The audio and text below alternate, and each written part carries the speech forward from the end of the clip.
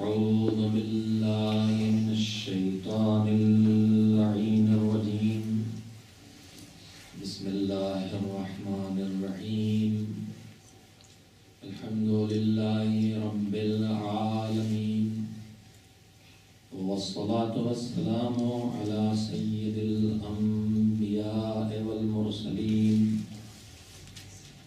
سيدنا ونبينا وشفيعنا أبي القاسم محمد اللهم صل على محمد وآل محمد وآل الطيبين الطاهرين المعصومين المظلومين واللعنة الدائمة الباقية على أعدائهم أجمعين من الآن إلى يوم الدين أما بعد فقد قال الله سبحانه وتعالى في كتابه المبين وهو أصدق الصادقين وقوله الحق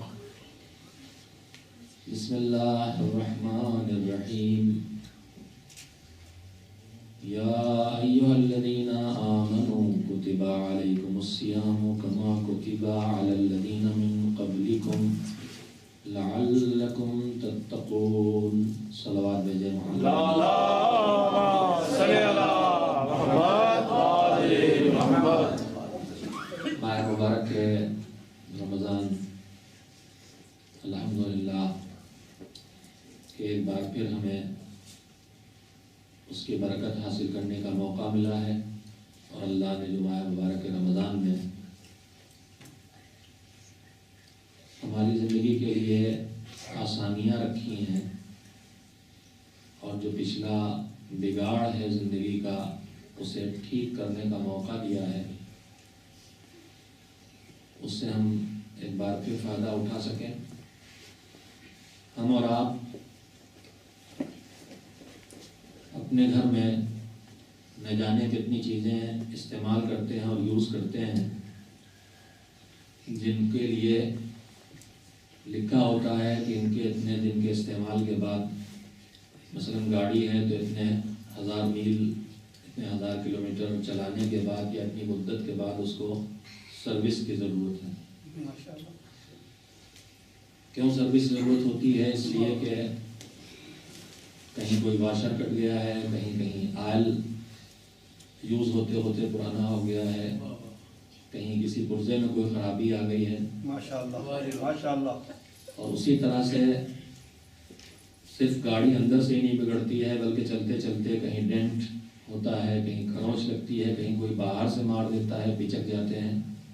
تو میرے عزیزوں، اس انسان کی زندگی کو بھی ایک سالانہ سروس کی ضرورت ہوتی ہے. البتہ اس نے بہت سے چھوٹے چھوٹے کیمپ اور بھی لگائے ہیں. ہر جمعے کو ایک کیمپ لگواتا ہے، ہر شب جمعہ کو ایک فری کیمپ لگتا ہے. اور جو فری سروس والے کیمپ لگاتے ہیں یہ سروس تو نہیں کرتے فری، خالی آپ کی بیماریاں تلاش کر کے آپ کو ٹھگتے ہیں. لیکن یہاں وہ سروس ہوتی ہے جس میں بیماری بھی وہی بتاتا ہے، علاج بھی وہی کراتا ہے، اور علاج کرنے کے پیسے نہیں لیتا ہے، علاج کرنے پر انعام دیتا ہے. رمضان المبارک بالکل اسی طرح سے جیسے ہماری گاڑی سال بھر 6 مہینے چلنے کے بعد کچھ رنگ اڑتا ہے، کچھ نشانات آتے ہیں، کچھ انجن میں خرابیاں پیدا ہوتی ہیں. ماہ مبارک ہمارے لیے اپنا ڈینٹ پینٹ ٹھیک کرنے کا زمانہ ہے. چاہے وہ گناہ ہمارے اندر سے نکل کے آئے ہوں اور چاہے باہر سے ہمارے اوپر لادے گئے ہوں، ان سب کے علاج کا زمانہ ہے. اور اس علاج کا نام ہے توبہ، اس علاج کا نام ہے استغفار، اس علاج کا نام ہے تلاوت قرآن، اس علاج کا نام ہے راتوں میں اٹھ کے اللہ کی بارگاہ میں 2 منٹ کے لیے سجدے پہ پیشانی رکھ کے 2 آنسو بہا لینا. روایات میں بہت سے فقرے ہیں، ان میں الگ الگ انداز میں مختلف چیزوں کو تولا گیا ہے. اس میں ایک جملہ کہیں اس طرح کا بھی ہے جس سے اس طرح کا پیغام ملتا ہے کہ یہ ایک آنسو جو خوف خدا میں نکلتا ہے یہ ایک سمندر سے زیادہ اس میں طاقت ہوتی ہے. کتنے گناہوں کو بجھا سکتا ہے، آگ لگی ہو کتنی غلطیوں اور اللہ کی نافرمانیوں کے نشانات کو مٹا سکتا ہے۔ میرے عزیزوں، میں نے جمعے میں بھی عرض کیا تھا اور آج پھر اتنا عرض کرتا ہوں کہ اس اللہ کی طرف سے جو خصوصی موقع ملا ہے اور فرصت ملی ہے، اور یہ موقع کتنا قیمتی ہے، یہ دوبارہ نہیں ملتا، اگلے رمضان سے پہلے نہیں ملتا۔ میں نے جمعے کے دن اپنے چھٹے امام حضرت جعفر صادق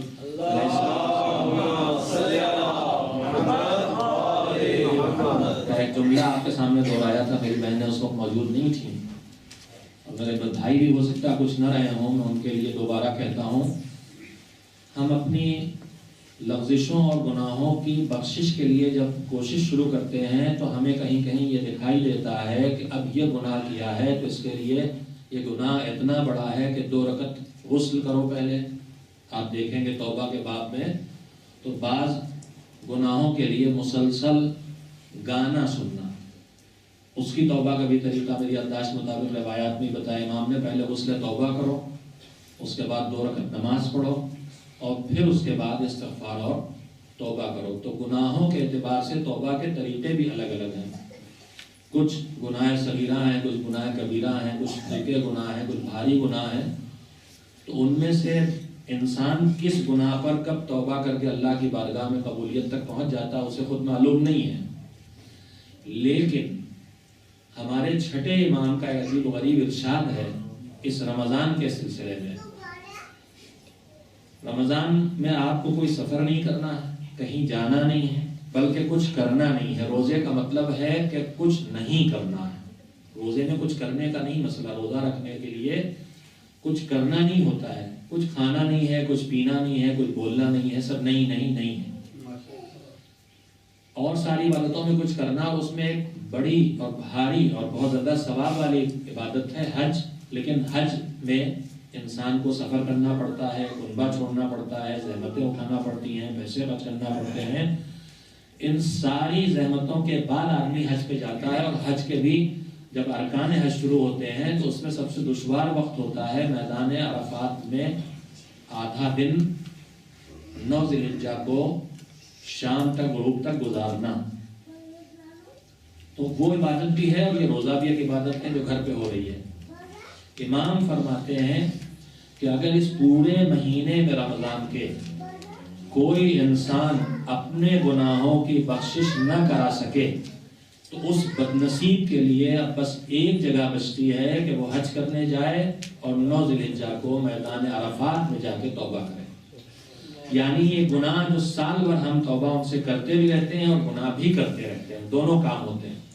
لیکن ماہ مبارک رمضان کی خصوصیت یہ بھی ہے کہ اس میں انسان کو اپنے نفس پر قابو کی پریکٹس شروع ہو جاتی ہے، حلال کو اللہ اس میں حرام کر دیتا ہے۔ حج اور روزے میں یہی مشابہت بھی ہے، حج اور روزے میں جو ملتی جلتی بات ہے، جو سملیرٹی ہے وہ یہی ہے کہ حج میں بھی اللہ احرام کے بعد بہت سی حلال چیزوں کو حرام کر دیتا ہے، یہ کھانا نہیں ہے، یہ پینا نہیں ہے، اس خوشبو کا استعمال نہیں کرنا ہے، جس کو دیکھنا حلال اور جائز تھا، شوہر بیوی، بیوی شوہر کے لیے حلال اور جائز تھے، حرام ہو گئے ایک دوسرے پر۔ اسی طرح سے رمضان میں بھی اللہ کچھ چیزوں کو ہم پر حرام کرتا ہے جو عام زندگی میں حلال ہے، پانی پینا حلال ہے، حرام کر دیا، کھانا کھانا حلال ہے، حرام کر دیا۔ تو حلال پر کنٹرول کرنے کی 1 مہینے کی ٹریننگ کے بعد اللہ ہم کو حرام سے روکنے کی طاقت عطا فرماتا ہے۔ جو روایات ہے کہ شیطان قید ہو جاتا ہے، اس کی وجہ یہی ہے، روایت کا لفظ یہ ہے کہ شیطان کی کمر کو روزہ توڑتا ہے، شیطان کی کمر کو روزہ توڑتا ہے۔ میری ساری گفتگو کا مقصد صرف اتنا ہے میرے عزیزوں کہ عام دنوں میں ہم گناہ بھی کرتے ہیں، توبہ بھی کرتے ہیں، گناہ بھی کرتے ہیں، توبہ بھی کرتے ہیں، مگر ماہ مبارک رمضان وہ ہے جہاں روزے کے ذریعے وہ طاقت ملتی ہے کہ دل نرم ہو کے نیکیوں کو قبول بھی کرتا ہے، نیکی کے راستے پر بھی چلتا ہے، برائیوں کو ناپسند بھی کرتا ہے، برائیوں سے بچاتا بھی ہے۔ اس کے بعد جب بندہ اللہ کی بارگاہ میں جا کے توبہ کرتا ہے تو امام کہتے ہیں کہ اب اگر یہاں توبہ قبول نہیں ہوتی ہے تو بس ایک ٹھکانہ بچتا ہے۔ میرے عزیزوں، میں نے یہ بات اتنی دہرائی ہے، میں جمعے میں کہہ چکا ہوں، لیکن چونکہ ماہ مبارک رمضان کی گفتگو شروع ہوئی ہے لہذا میں نے اتنا آج آپ سے اتنا کہنا پھر دوبارہ ضروری سمجھا ہے کہ اس کے لیے آپ کو پلان کرنا ہوگا، اپنا وقت نکال کے کچھ جاب سے کم کر کے، کچھ آرام سے کم کر کے، کچھ کہیں اور جگہ سے کم کر کے، سال بھر کے ٹائم ٹیبل سے روزے کے ساتھ ساتھ رمضان کے لیے اپنے وقت میں گنجائش، جیسے آپ محرم میں کرتے ہیں، جیسے آپ آج فرشتہ پہ تشریف لائے ہیں، لیکن ایسا نہ ہو کہ اس فرشتہ سے اٹھیں اور یہیں سے پھر افطار، اور افطار کے بعد اگر توفیق اللہ نے دی تو دعا پڑھ لی اور پھر گھر میں جا کے کل تک اس کے بعد کچھ نہ ہو۔ میں آپ کے بارے میں ایسا گمان نہیں رکھتا، الحمدللہ ہمارے گھروں میں رمضان میں قرآن پڑھا جاتا، دعائیں پڑھی جاتی، لیکن میں اپنے بچوں سے بھی، اپنے جوانوں سے بھی، اپنی بیٹیوں سے بھی، اپنے بھائیوں سے بھی، اپنی بہنوں سے بھی کہنا چاہتا ہوں کہ چاہے آپ 20 منٹ نکالیں، چاہے آپ 15 منٹ نکالیں، لیکن اس 15-20 منٹ میں کوئی ایک دعا بھی پڑھ لیں، تلاوت قرآن میں کوئی 5-10 آیتیں بھی پڑھ لیں، کوئی ایک چھوٹا سے ایک اچھا کام، کسی ایک رشتہ دار کو فون کر لیں جس سے بہت دنوں سے تعلق نہیں، اس سے بات کر کے اس سے مزاج پرسی کر لی، صلہ رحم ہو گیا، کسی ایک مرحوم یا سارے مرحوم کے لیے ایک سورہ فاتحہ پڑھ لیا، یعنی ایک 10-15 منٹ، آدھا گھنٹہ نکال کے اس نیت سے کہ یہ میرے رمضان کی ڈیوٹی کا آدھا گھنٹے ہیں، 15 منٹ ہیں، 10 منٹ ہیں، ان میں ان سارے کاموں کو تھوڑا تھوڑا سے صحیح کر لیں۔ میری کوئی حیثیت نہیں، میری کوئی اوقات نہیں، لیکن میں اپنی ذاتی تجربے کو آپ سے بتاتا ہوں کہ میں کسی نیکی کو دیکھ کے سوچتا تھا یہ تو بہت لمبا ہے، بڑا مشکل ہے، مجھ سے نہیں ہوگا، کبھی کبھی نماز شب پڑھنے کا جی نہیں چاہتا، اکثر کبھی کبھی غلط کام ہے، ارے 11 رکعت پڑھیں، اس میں قنوت لمبا ہے، اور وتر میں اتنی دیر کھڑا رہنا، اور 300 بار الافواہ کہنا ہے، اور 70 بار استغفر اللہ ربی واتوب الیہ کہنا ہے، اور 40 زندہ مردوں کے لیے دعا کرنا، حالانکہ اس میں کچھ واجب نہیں ہے، سب سنت اور مستحب ہے۔ آپ مختصر ترین قنوت بھی پڑھ سکتے ہیں، صرف اللہم اغفر لی وللمؤمنین کہہ دیا، اس میں بھی سب آ جائے گا، لیکن جتنا آدمی جاتا ہے اتنا ثواب پاتا ہے۔ ارے 11 رکعت بہت مشکل نہیں پڑھتے، ہم نے کہا چلو شریعت کہتی 11 رکعت نہیں پڑھنے کی ہمت ہے تو 4 پڑھو، اور پھر 2 اور 1 پڑھ لو، 7 رکعت کر لو، 8 رکعت نماز شب کی بجائے 4 پڑھ لو۔ یہ بھی نہیں ہمت ہے چلو 2 رکعت نماز شفا صرف کھڑے ہو کے پڑھو، اور 1 رکعت نماز وتر پڑھ لو، اس کی بھی اجازت ہے، پوری کو چھوڑ دیا 8 رکعت، وہ بھی نہیں پڑھتے۔ تو میرا ذاتی تجربہ، اس نالائق کا ذاتی تجربہ یہ ہے کہ جب کھڑے ہوئے شفا وتر پڑھ لے تو وہیں سے الہی مدد شروع ہو جاتی ہے۔ جب اتنا آگے بڑھا ہے تو میں تجھے آگے بڑھاؤں گا، جب اتنا آگے بڑھا ہے تو میں تجھے آگے بڑھاؤں گا۔ آدمی 1 یا 2 رکعت سے شروع کرتا ہے اور پوری نماز شب پہ آ جاتا ہے۔ آدمی 10 اور 5 آیتوں سے شروع کرتا ہے اور پورے پارے پہ اور پورے سورے پہ آ جاتا ہے۔ عزیزو، آدمی نیت کرتا ہے پورا قرآن اس سے رمضان میں ختم نہیں ہوگا، چلو 1/4 پڑھ لیں گے، 2 پارے پڑھ لیں گے، لیکن شروع کرتا ہے تو اللہ اس کی مدد کرتا چلا جاتا ہے۔ میرے عزیزو، اتنی سی اس ناچیز کی بات پہ بھروسہ کرو، یہ سوچ کے اتنا بڑا کام مجھ سے نہیں ہو پائے گا، یہ نہ کرو کہ شروع ہی نہ کرو، شروع ضرور کر دو۔ شروع کرنا تمہارا کام ہے، توفیق دے کے رحمت کے سہارے اسے آخری منزلوں تک پہنچانا اس مالک کا وعدہ ہے۔ ایک صلوات بھیجیں محمد۔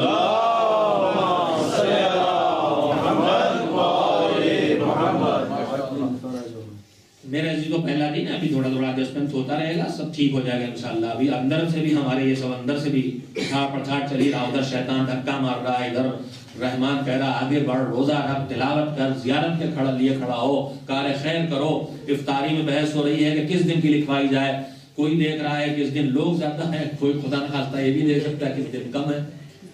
تو یہ سب اندر باہر چل رہا ہے، دھیرے دھیرے ٹھوک پیٹ کے روزہ اس کو ٹھیک کرے گا، لیکن یہ پورے 1 مہینے کی سروسنگ ہے، اور سروسنگ کے ساتھ ساتھ اس کا علاج بھی ہے، دعائیں سحر علاج ہے۔ بڑی والی نہیں پڑھ سکتے، چھوٹی پڑھ لیجیے، بڑی روز نہیں پڑھ سکتے۔ میں پھر کہوں گا کہ سحر کی دعاؤں میں انسان کے، مومن کے پاس جو اللہ کے دیے ہوئے ذخیرے ہیں، ان میں ایک بہت بڑا ذخیرہ ائمہ طاہرین اور محمد و آل محمد علیہ السلام سے ملی ہوئی دعائیں۔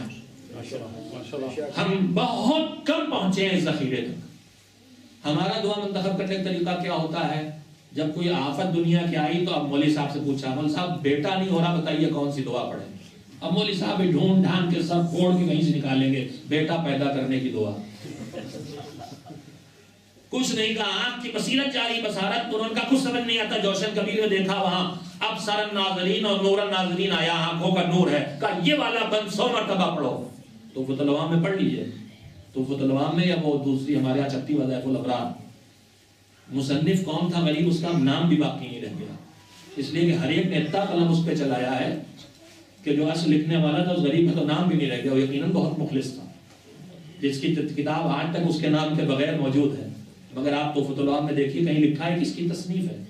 جتنے نام لکھے ہوں سب تصدیق ہوتی. تصدیق بھی کون کرے گا؟ آیت اللہ بروجردی، امام خمینی، آقا خوئی، جن کو اردو پڑھنا نہیں آتی تھی، ان کی تصدیق لکھتی ہے. یہ سب کاروبار ہے میرے عزیزوں، دھوکہ ہے آپ کے ساتھ.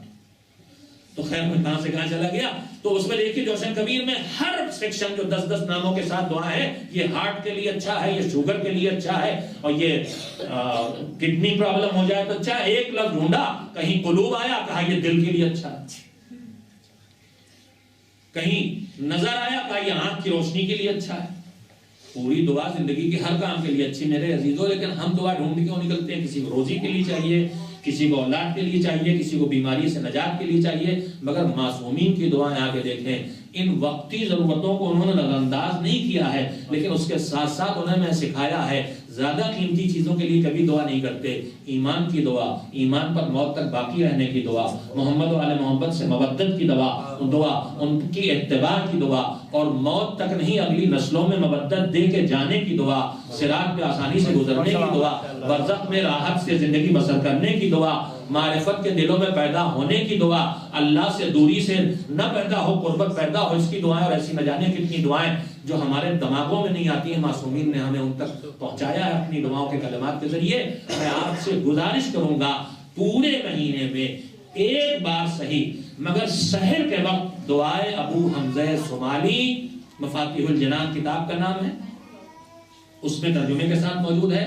انڈیا سے ہمارے ادارے ترجمہ المکاتب نے مولانا ذیشان حیدر جوادی کا ترجمہ چھاپا ہے، اور پاکستان سے میری یادداشت کے مطابق مولانا حافظ کفایت حسین صاحب، حافظ ریاض صاحب کا ترجمہ چھپا ہے، جس میں دعاؤں کا بھی ٹرانسلیشن. اس کے علاوہ آپ چلے جائیں duas.org پر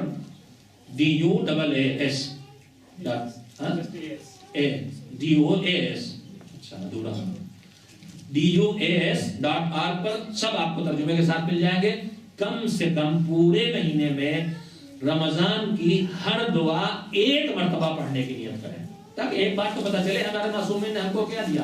ان ذخیروں سے ہم باہر بیٹھے ہیں. ہمارا حال وہی ہے، کسی حکیم نے اپنے علم کے سلسلے میں کہا تھا، ابو علی سینا عالم اسلام کے بڑے فلسفی، آج تک ان کا نام اوپر ہے. انہوں نے کہا تھا ساری زندگی علم حاصل کر کے آج ہم اس نتیجے تک پہنچے ہیں کہ سمندر کے کنارے کھڑے ہیں اور ہماری مٹھی میں ایک مٹھی ریت ہے. وہی ہمارا حال ہے کہ ہمارا حال یہ ہے کہ ہم ذخیروں کے کنارے کھڑے ہیں، خزانوں کے کنارے کھڑے ہیں، سمندروں کے کنارے کھڑے ہیں، جن میں سے ایک ایک امام کی سیرت اور کردار اور ان کی زندگی کے اعمال اور ان کی دعائیں اور ان کی زبان سے نکلے ہوئے الفاظ ایک سمندر نہیں، ہزاروں سمندروں سے زیادہ ہے. اس میں علم، اس میں معرفت، اس میں گہرائیاں. مگر ہم کنارے، ہماری مٹھی میں تو ریت بھی نہیں آئی ہے، ریت کے چند ذرات آئے. اسی لیے میرے عزیزوں، میں نے اپنی بساط بھر جو میری حیثیت ہے، جتنا میں اپنے لیے حاصل کر سکا ہوں اتنا آپ تک منتقل کرنے کی کوشش کرتا ہوں. اس سال موضوع یہ رکھا ہے گفتگو کا، جس پر آج گفتگو نہیں کی ہے اور آج گفتگو آغاز سے ہو بھی نہیں سکتی تھی، کہ سیرت معصومین علیہ السلام.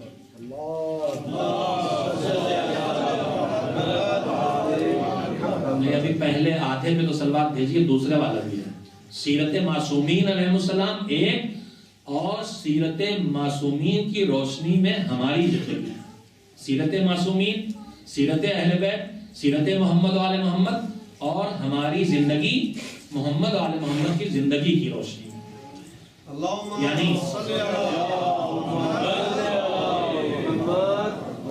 نماز کا وقت، اذان کا وقت 9:23 پر ہو جائے گا. 7-8 منٹ کل باقی رہ گئے ہیں. مجھے چند فقہ مسائل کے بھی اسمس کرنا ہے. میں آج اس تفصیل میں نہیں جا سکتا.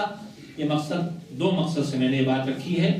ایک اپنی نئی نسل کے لیے، جن کو زیادہ مجلسیں سننے کا موقع نہیں ملا ہے، جن کو ابھی زیادہ کتابیں پڑھنے کا وقت نہیں ملا ہے. جو میری بچیاں، میرے بچے قلم کاغذ ہاتھ میں لے کے بیٹھتے، مجھے انتہائی خوشی ہوتی ہے کہ کچھ تو میری بات سمجھ رہے ہیں. یہ میری بدنصیبی ہے کہ میں ان کی زبان نہیں بول سکتا.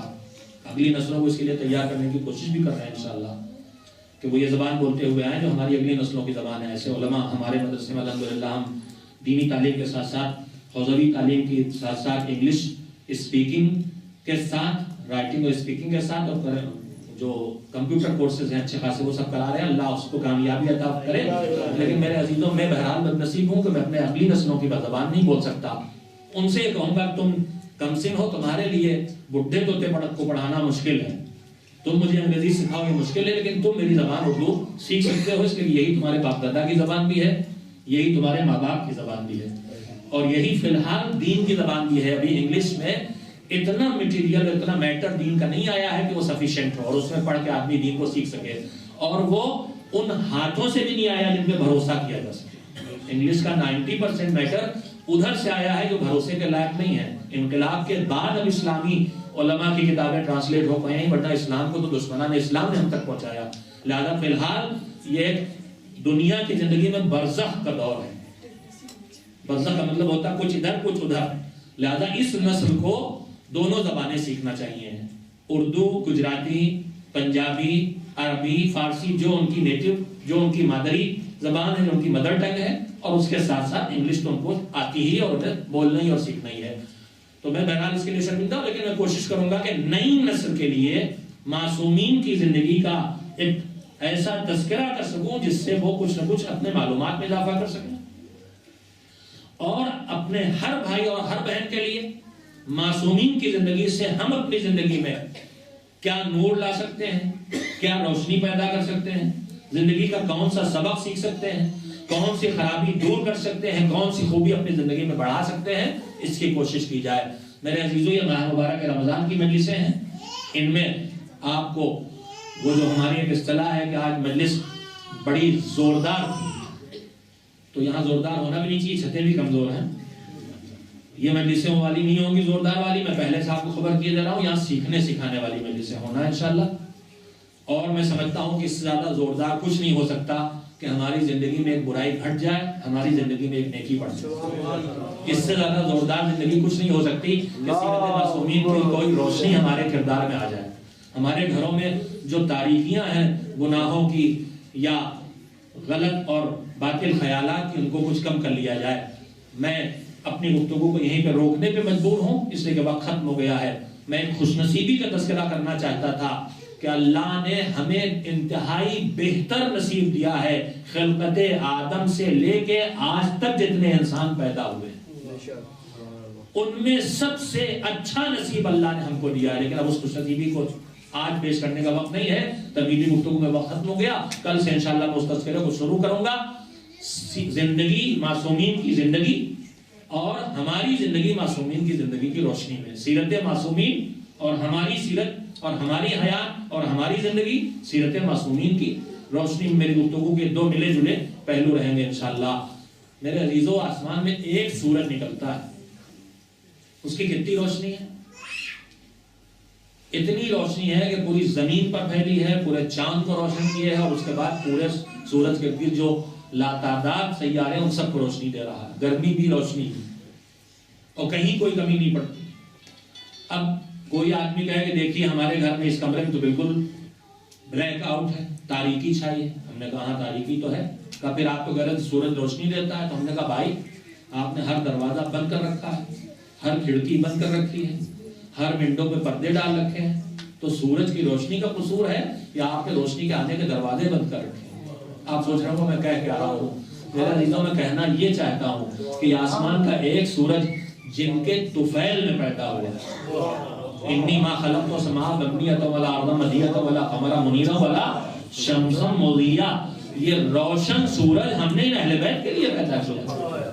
میرے عزیزوں، ایک سورج اتنی روشنی دیتا ہے. ہمارے پاس تو ہدایت کے 14 سورج چمک رہے ہیں. اس کے بعد ہمارے گھروں میں اندھیرا نہیں ہونا چاہیے. نہ ظلم کا اندھیرا، نہ جھوٹ کا اندھیرا، نہ غیبتوں کا اندھیرا، نہ کفر و نفاق کا اندھیرا، نہ فسق و فجور کا اندھیرا.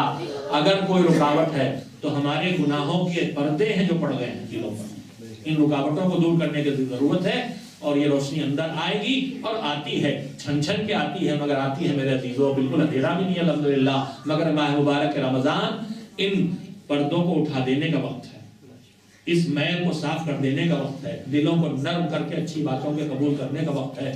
بس میں یہیں پہ اپنی بات کو ختم کرتا ہوں. ہماری مجالس کا اختتام مصیبت کا اس لیے ہوتا ہے کہ اچھی بات کا اثر نرم دل پر ہوتا ہے اور دل نرم مصیبت کے تذکرے پر ہوتے ہیں. اور اللہ نے ہماری مٹی میں یہ خصوصیت رکھی ہے کہ ہمیں اپنی مصیبت پر ہمارے دل اس طرح نرم نہیں ہوتے جیسے ہمیں جب ذکر ہوتا ہے ان کے مصائب کا جنہوں نے اپنی ساری زندگی ہماری بقا میں اور ہماری حفاظت کے لیے اور ہمارے بچانے کے لیے صرف کی اور موت کو دامن میں لیا تو ہماری بقا کے لیے لیا ہے. دن گزرا، آج روزے کا پہلا دن تھا، رمضان کا روزے کا پہلا دن نہیں تھا. ماشاءاللہ وہ مومنین، وہ دیندار میرے بھائی میرے بہنیں موجود ہیں جو شعبان سے روزے رکھ رہے ہیں، لیکن جن کا پہلا دن تھا، لمبا دن تھا لیکن ٹھنڈا دن تھا. پورے دن کسی طرح کی شدت سے کسی طرح کی پیاس محسوس نہیں ہوئی. خطبہ شعبانیہ نے اپنے پیغمبر نے ہم سے کہا تھا کہ روزے کی بھوک اور پیاس سے قیامت کی بھوک اور پیاس کو یاد کرو. وہ رسول جب یہ جملے کہہ رہا تھا تو شاید اس کے دماغ میں، اس کی فکروں میں ایک اور بھوک اور پیاس شاید رہی ہو. کون سی بھوک اور پیاس ہو سکتا؟ اس خطبے میں وہ نواسا بھی سامنے بیٹھا رہا ہو کہ جب نواسے پر نگاہ پڑی ہوگی تو یاد آیا ہوگا میرا یہ بچہ کربلا میں بھوکا بھی ہوگا پیاسا بھی ہوگا. یہی بھوکا پیاسا نہیں ہوگا، اس کی گود میں 6 مہینے کا ننھا سے لال اصغر بھی پیاسا ہوگا، ننھی سی سکینہ بھی پیاسی ہوگی. 2-3 منٹ میں 2-3 فقرے سن لے عزیزو. تھوڑی سی بھوک اور پیاس اگر ہمیں محسوس ہو رہی ہے تو ہم اس درد کا اندازہ کر سکتے ہیں. 7 محرم کی صبح کے وقت جناب زہیر بن القید لشکر یزید کے سامنے پانی کی تلاش میں گئے تھے اور انہوں نے پانی حاصل کرنا چاہا تھا، پانی نہیں ملا. مگر انہوں نے جو گفتگو کی تھی اس کے جملے یہ ہیں، جناب زہیر نے کہا تھا اے لشکر یزید والو، میں نے حسین کے خیموں میں سب کو پیاسا دیکھا ہے. حسین کے خیمے میں حسین کے ننھے ننھے بچے پیاسے. شاید کہا ہو سکینہ 3 سال کی پیاسی ہے. 3 سال کی سکینہ ہی نہیں، 6 مہینے کا اصغر پیاسا ہے. چھوٹے سے محمد باقر پیاسے ہیں. اور اس کے بعد جناب زہیر نے کہا تھا کہ اے یزیدیو، یہ بچے اتنے پیاسے ہیں کہ اگر انہیں پانی نہ ملا تو یہ بچے پیاس سے دم توڑ دیں گے. سوچو عزیزو، جب 7 محرم کی صبح یہ بچے اتنے پیاسے تھے تو یہ پیاس 8 کو کہاں پہنچی، یہ پیاس 9 کو کہاں پہنچی، اور یہ پیاس 10 کو کہاں پہنچی. اور یہیں پہ ایک جملہ اور کہنا چاہتا ہوں، ہم گھر میں سامان لے کے آتے ہیں، کھانے پینے کی چیزیں کبھی کبھی رہ جاتی ہیں، مارکیٹ جانے کا موقع نہیں ملتا، تو اگر تھوڑا سا دودھ بچا ہے تو بچوں کے لیے چھوڑ دیتے ہیں. ہم بغیر دودھ کی چائے پی لیں گے تاکہ بچہ دودھ پی لے، اس کو بھی روزہ رکھنا ہے. تو ہمارا ایک مزاج ہے کہ بچوں کے لیے چھوڑ دیتے ہیں. آپ نے روایتیں پڑھی ہیں 2 محرم کو جب حسین کا قافلہ کربلا آیا تھا تو کربلا میں فرات کے کنارے خیموں کے لگنے سے رکاوٹ اسی دن کھڑی کر دی گئی تھی. جن زیاد کا دباؤ تھا، نہ پانی کے کنارے رکے نہ پانی ان تک پہنچے. پہرے بٹھا دیے گئے، مسلسل پہرے بڑھتے رہے، پانی تھوڑا تھوڑا ملا. لیکن روایات یہ کہتی ہیں 5 محرم سے حسین کے خیموں میں پانی کا ایک قطرہ نہیں ہے. اب سوچو عزیزو، جب 5 محرم سے پانی نہیں آیا، پانی گھٹنا شروع ہوا، تو 7 محرم کو تو سکینہ پیاسی ہے، 7 محرم کو تو اصغر پیاسے ہیں، 7 محرم کو تو محمد باقر پیاسے ہیں. مگر بچوں کے لیے پانی بچانے کے لیے حسین کب سے پیاسے ہیں، زینب کب سے پیاسی ہے، عباس کب سے پیاسے ہیں، ہمیں اس کا اندازہ نہیں ہوتا. قربان ان پیاسوں پر جنہوں نے تشنگی کے عالم میں بھی پیشانیاں خاک پہ رکھ کے دعا کی ہے، تو امت کی نجات کی دعا کی ہے، امت کی ہدایت کی دعا کی ہے. وَسَيَعْلَمُ الَّذِينَ ظَلَمُوا أَيَّ مُنْقَلَبٍ يَنْقَلِبُونَ أَلَا لَعْنَةُ اللَّهِ عَلَى الْقَوْمِ الظَّالِمِينَ. الہی بحق الزہرا وابیہا وبعلہا وبنیہا اللہم تقبل منا انکا انت السمیع العلیم. بار الہا، ماہ مبارک رمضان کو تو نے ہمارے نصیب میں رکھا ہے معبود، ہمیں اس رمضان کے حق کو ادا کرنے کی توفیق عنایت فرما، ہمیں زیادہ سے زیادہ عبادت کی توفیق عنایت فرما، ہمیں اپنی نافرمانی سے اور گناہوں سے زیادہ بچنے کی طاقت اور حوصلہ عنایت فرما. مالک، جو گناہ ہماری عادتوں میں شامل ہو گئے ہیں ان کی طرف بھی ہمیں متوجہ فرما اور ان سے بھی روکنے کی قوت عنایت فرما. بار الہ ہمارے خطاؤں کو معاف فرما، ہمارے بزرگ جو دنیا سے چلے گئے ان پر رحمت نازل فرما. مالک، جو بیمار ہیں انہیں شفا عنایت فرما. مالک، جن کی حالت نازک اور خراب ہے، جن کی زندگی سے مایوسی اور امیدوں کے درمیان کی کیفیت ہے، مسلسل ہم دعا کر رہے ہیں معبود ان بچوں اور ان بچیوں اور مومنین و مومنات کے لیے جو ہاسپٹل میں ایڈمٹ ہیں، جن کے عزیز یہاں تشریف فرما ہے معبود، انہیں جلد از جلد شفا کامل عنایت فرما۔ بارگاہ زمانے کے امام کو ہم سے راضی اور خوشنود فرما، زندگی میں ایسی خدمت کا موقع دے کہ بعد ظہور اپنے مولا کی خدمت میں حاضری کے لائق ہو سکے۔ ایک بار سورہ حمد اور 3 بار سورہ توحید کی تلاوت فرما کے جناب نثار صاحب کے والد مرحوم حاجی سید ولایت علی شاہ صاحب کی روح کو سورہ حمد اور 3 بار سورہ توحید کی تلاوت فرما کے ایصال ثواب فرما۔